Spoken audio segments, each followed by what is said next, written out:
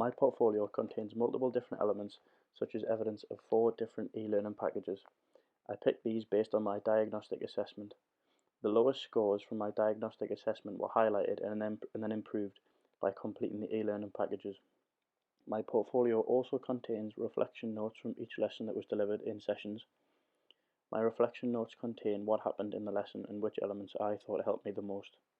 My portfolio also contains qualifications that I have completed in the past academic year. This is to show my progression in my career. It also contains the diagnostic assessment results and a skills mapping spreadsheet. Throughout semester 2, when I was completing the professional development module, I began to notice how important smaller details can be and how they can impact my future employment status. An example of when I noticed this was in the writing a professional CV lesson. The lesson covered the aspect of what format a CV should be written in, and by using this format, it can highlight important things in a CV, such as important qualifications. By making them stand out, it attracts the reader and there is less chance of boring them. As well as learning in the lessons, the e-learning packages help to reinforce important points which have been discussed in the lectures. This helped me with the reflection part of the module. I found the skills mapping aspect of the module important because it allowed me to see what skills that were a strength to me and what skills needed to be improved.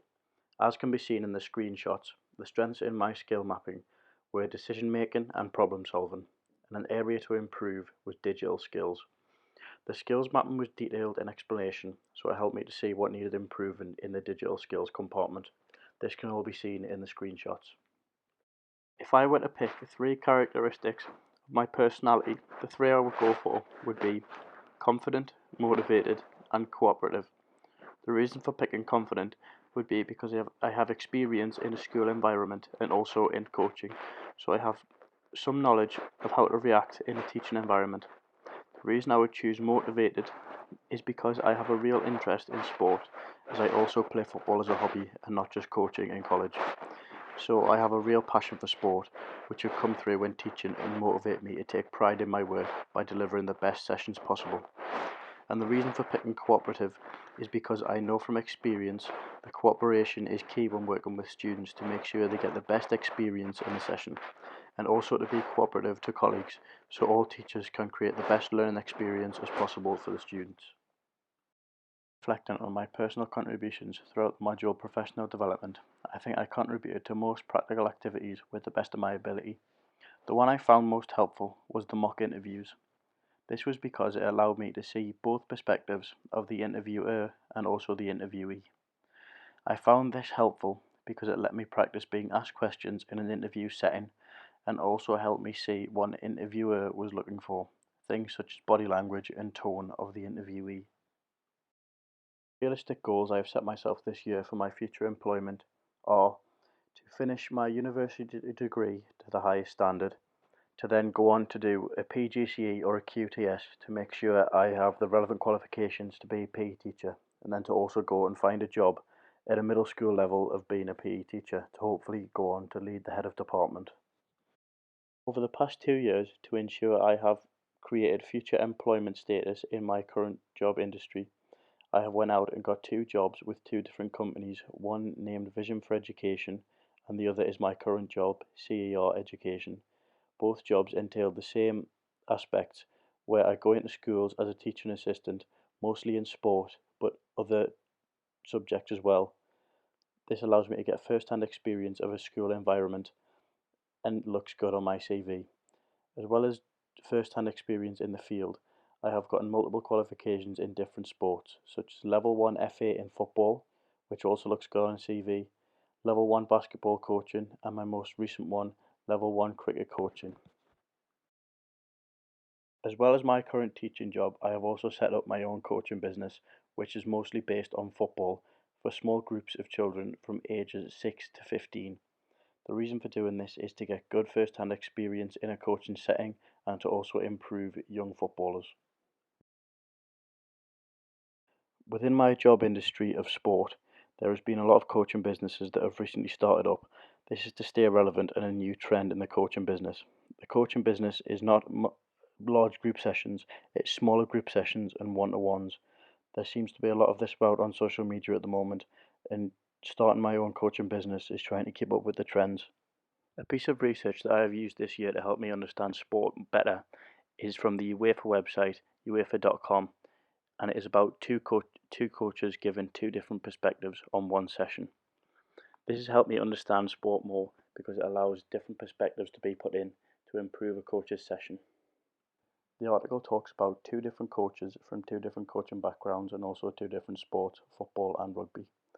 Both coaches put their perspective on a session plan and shows that the impact of two coaches looking at one session can be positive. What motivates me in sport is to perform at my best ability at the highest level possible. This is when playing football on a weekend. How I would motivate someone, an example could be used in a coaching aspect. The other week I was doing a coaching session for two girls in a small sided group. One of them halfway through the session decided that they couldn't do the skill because of their ability. I motivated them by stripping the skill back down to the basics, showing them the basics and building it up. The confidence then grew in the child and they could perform the skill by the end of the session. The skill the child could not perform was a simple pass to the other end of the field where a target was based. To help this child, I then moved the target closer to them and stripped it down to the basics of using the side foot to pass towards the target and also to make eye contact and look at where you want to pass the ball. This helped because it was the basics and it was built up from there. A project I have struggled with recently was on semester one when I had to create a PowerPoint and speak over the top of it and then put it onto YouTube. The PowerPoint was about community-based healthy eating. The bit that I struggled with was the digital skills. This is because I have not done anything like this before. The way I overcame this was by practicing multiple times on the PowerPoint before uploading the final cut to YouTube.